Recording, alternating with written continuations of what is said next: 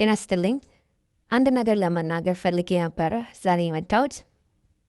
የኢትዮጵያ ፊልድ ማርሻል ብርሃኑ ጁላ አንድ ነገር የተናገሩት ነገር አለ። ላለመገደል መጀመሪያ አለመግደል ነው የሚል አረፍተ ነገር ከእሳቸው ሰምቻለሁኝና ይህንን ሳስብበት ምንድን ነው ያን ሰው ስለገደልከው ቤተሰቡ ያዝናሉ። ቤተሰባቸው ይናፍቃቸዋል። ስለዚህ ምን ያደርጋሉ እነሱ? ምላሽ መስጠት ይገደዳሉ። ይሄ ምንድን ነው? ጋምቤላ ክልል ውስጥ እየተካሄደ ያለው አንድ ነገር አለ። ለዘመናት ለዓመታት እስከ ውስጥ ድረስ ሰርሶ የዘለቀ አንድ ነገር አለ፣ ጥላቻ። ይህን ጥላቻ ደግሞ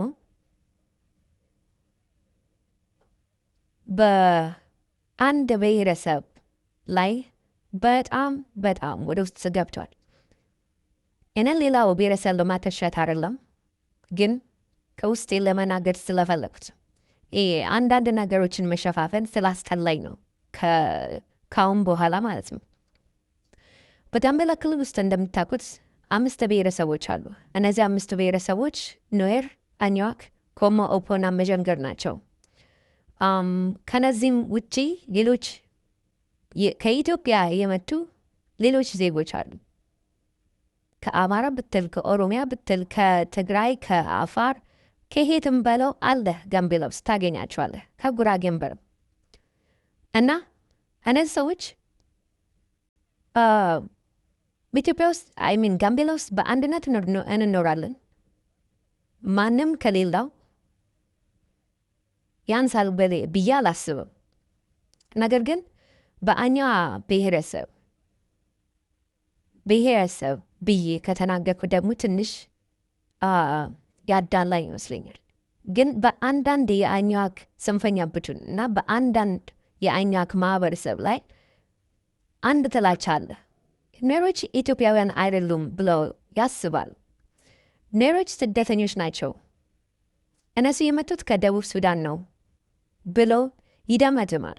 ሰው በዚህ ምክንያት የተነሳ በየዓመቱ ሰው ይገደላል ከኑዌር ማለት። ሰው ለማለት ደግሞ በጣም አሳነስኩት። ብዙ ህዝብ ይገደላል በዚች ትርክት ማለት ነው። ይሄ ምንድን ነው? ሲገደሉ እንዴት መሰላችሁ? በህዝብ መላለሻ መኪናዎች ላይ ናቸው ውስጥ ይተኩሳሉ። መኪናዎች ያካትላሉ እነሱ አኛኮች። ከዛም ይዘፋሉ። ከዛም ባለፈ ደግሞ ከተማ ውስጥ እዛው ነው ሰው ይገላሉ። ደስ የሚለው ፓርቱ ምንድን ነው? በሶሻል ሚዲያ ፔጆቻቸው አብዛኞቹ ይናገራሉ። በተራራው ቀን ማለት ነው። ኑዌሮች አንፈልጋቸውም በጋምቤላ ክልል ውስጥ። ኑዌሮች ኢትዮጵያውያን አይደሉም። ኑዌሮች ደቡብ ሱዳናውያን ናቸው። በጣም የሚያሳዝን አስተሳሰብ ይሄ። በዚህ ዘመን ይሄ ራሱ ማሰብ ራሱ በጣም ከባድ። እኛ ስንት ነገር አለ እንደ አገር፣ ስንት ችግር አለን መፍታት ምንችለው አንድ ላይ ከሆነን ከተባበርን እና መስራት ከቻልን ብዙ አይነት ነገሮችን መስራት እንችላለን። ነገር ግን ይሄ የኋላ ቀር አስተሳሰብ ከሌሎች ክልሎች ጋምቤላ ወደ ኋላ እንድትቀር አድርጎታል። በብዙ ማለት ነው። በብዙ መሰረተ ልማት የሚባል ነገር የለም። ውሃ የሚባል ነገር የለም። አስፋልት የሚባል ነገር የለም። የሰው ሕይወት ቀልድ ነው ጋምቤላ ውስጥ። እነዚህ የአኛው ጽንፈኛ ቡድን ምን ያደርጋሉ? በህዝብ መመላለሻ ባሶች ላይ ይተኩሳሉ። የገደሉትን ይገላሉ። ከዛ በኋላ የጸጥታ አስከባሪ አለ ብለን አምነን እነሱ ሰዎች ወደ ህግ ፊት አይመጡም። ለሟች ቤተሰቦች ደግሞ ፍትህ የሚባል ነገር አይገኝም። እንዲሁ እንደዋዛ እንደ ረገፈ ቅጠል ይሆናሉ እነሱ ሰዎች። ታሪክ ይረሳቸዋል። የሞቱበት ምክንያት ደግሞ አይታወቅም እንደማለት ትንሽ ይከብዳል። ግን በጥላቻ የተገደሉት። ከቅርብ ጊዜ ወዲህ በአንድ ወር ውስጥ አሁን ባለፈው ወር ላይ ከ4 የማያንሱ ሰዎች ተገድሏል በአንድ ወር ውስጥ። በአመት ውስጥ አስቡ እንግዲህ በየወሩ ለቅሶ ነው፣ በየወሩ የደም ፍሰት ነው ይታወቃል። እና ከቅርብ ጊዜ ወደዚህ ልምጣ፣ ምክንያቱም ሶሻል ሚዲያ ላይ ብዙ አይደለም በነዚህ በፖለቲካ ወይም ሰው ስለተገደለ ምናምን የሚባለው ነገር ላይ ደስ አይልም። ግን የአንዳንድ መንግስት ስራዎችን አያለው አይማኑ ምንድነው ከጋምቤላ ወደ ላሬ እየተጓዘ ባለ ሚኒባስ ወይም ዶልፊን በምንለው ተተኩሶበት ወደ 2 ሰው ሕይወት አልፏል። አብዛኞቹ ሰዎች ቆስለዋል። ይህም አልበቃ ብሏቸው እነዚህ ሰዎች ወደ ጋምቤላ ከፍተኛ ሆስፒታል መጥተው ቤተሰቦቻቸው መጥተው እንዲጠይቋቸው ተማሪዎቹ ርሱ በቃ ተነስተው እነዚህ ሰዎች ለመጠየቅ በጅምላ ሄዷል ተማሪዎች። ነገር ግን ተተኮሰባቸው ተማሪዎች ላይ 2 ተማሪዎች ቆስለዋል በዛን ጊዜ። ከዛ ነገሮቹ እንዲህ እንዳለው ሆኖ ትንሽ አለፍ ብለን ስንመጣ አንድ ወጣት ተገደለ በዛው ጋምቤላ ከተማ ውስጥ። ያ ወጣት አገሩ ሰላም ነው ብሎ ወጥቶ ስራውን ሰርቶ እዛው እንደወጣ ቀረ። ገዳዮቹ አልተጠየቁም፣ ፍትህም አልተገኘም። አሁን በቅርቡ አንድ የአብሲኒያ ብራንች ቅርንጫፍ ማናጀር ተገደለ። በአኛኮች የአኛ ጽንፈኛ ቡድን ወይም አሸባሪዎች ገደሏቸው 4 ሰዎች። ነገር ግን መንግስት ምን አደረገ? ምንም። አፉን ዘግቶ ጸጥ እንዳለ ነው። የሚዘግቧቸው ዜናዎች ደግሞ ምንድነው? የኮሪደር ልማት በዚህ ሰላም እንዲሰፍን የሰላም ዋንጫ። ሰው እየተገደለ የታባቱ ነው የሰላም ዋንጫ የሚመጣው? በጣም እኮ ነው የሚያሳዝነው የጋምቤላ ነገር ላይክ የኢትዮጵያም ነገር ሁላ ማለት ነው ጭራሽ። እና በቅርብ ጊዜ የአንድ የፖሊስ ኮሚሽን አባል ተገደለ። ማነው የገደለው ብትሉ ያው እንደምታውቁት ነው። እነዚህን ድርጊት አስፈጻሚዎች ከሩቅ ማየት አይጠበቅም። እዛው መንግስት ያውቃቸዋል ማን ናቸው የሚለውን በደንብ ያውቃቸዋል።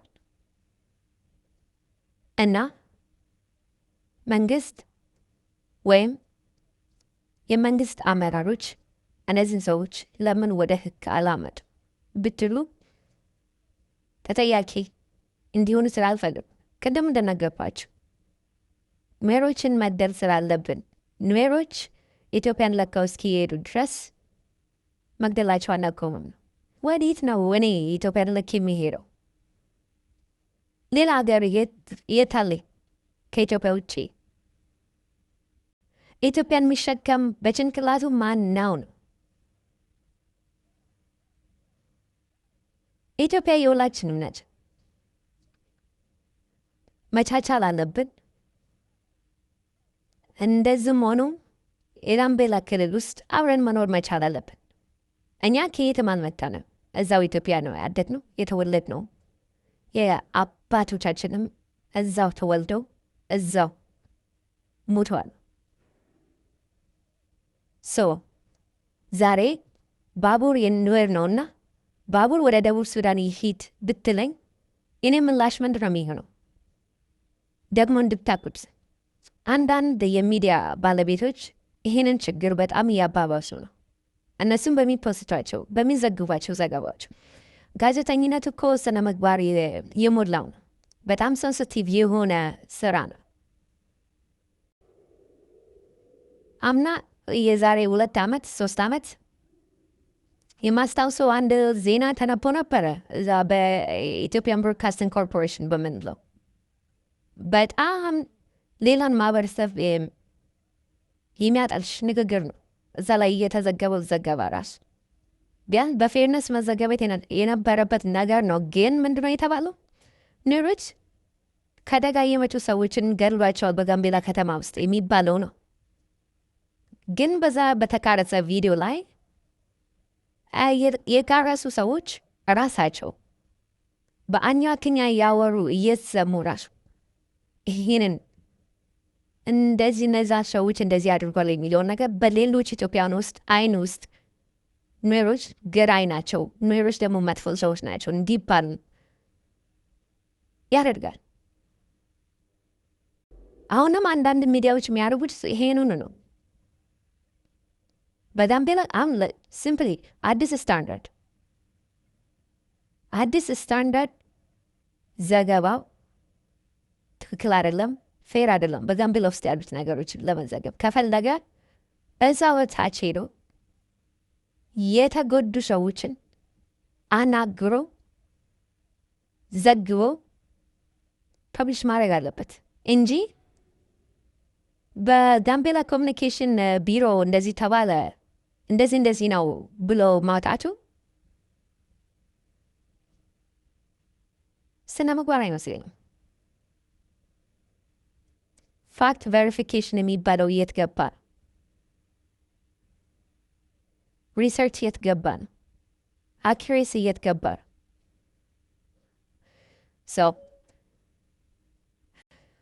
ይሄንን እንድታቁት በጋምቤላ ከተማ ውስጥ ያለውን ረብሻ ጀማሪው ማን ነው? የአኟክ ጽንፈኛ ቡድን ወይም የአኟክ አሸባሪዎች ናቸው።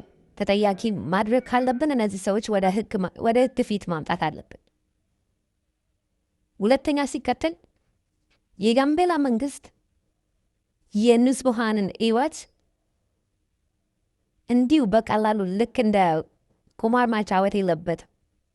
ነገሮቹ ሪፍረንድ ማድረግ አለበት።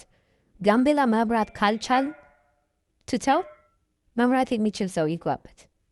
ይሄንን ነው የምናገረው። ደህና ሁኑልኝ።